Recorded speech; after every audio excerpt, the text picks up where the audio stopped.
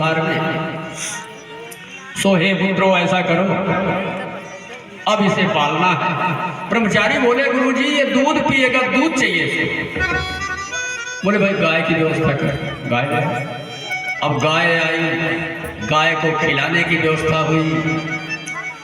मृग शावक जो है वो अपना जीवित हो गया और रहने लगा। जड़ भरत जो नित्य तपस्या और भजन में रत रहते थे, इस मृग को जब गंगा स्नान करने जाए तो कंधे पर बैठा लेके चले जाए, कहीं ये यहां से उछलकर और घास चुगने लगे, खड़े हो जाए। बड़ा आनंद इनको है।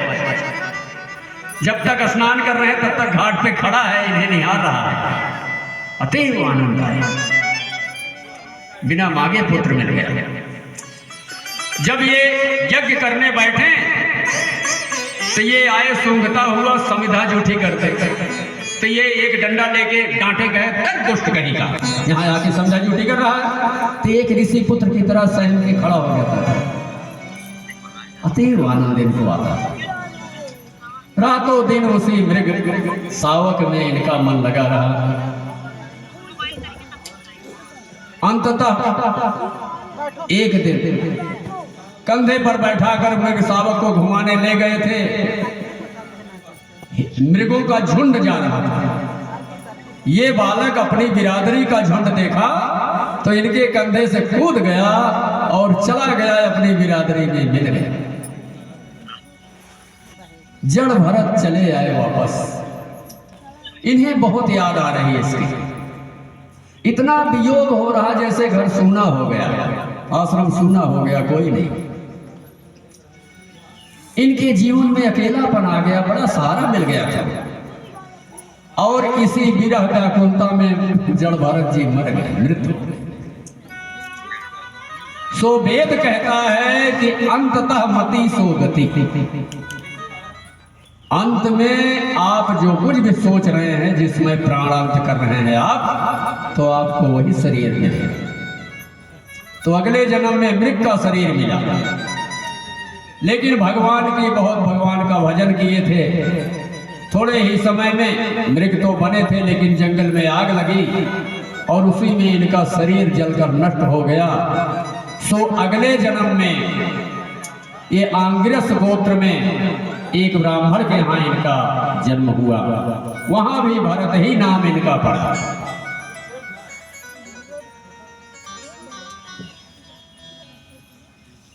सुखदेव जी कहते हैं कि हे राजन, जड़ भरत की कथा से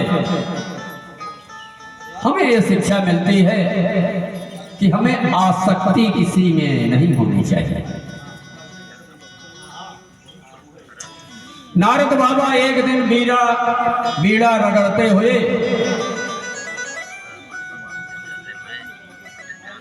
मैया अनसुईया के आश्रम में पहुंच जाते हैं।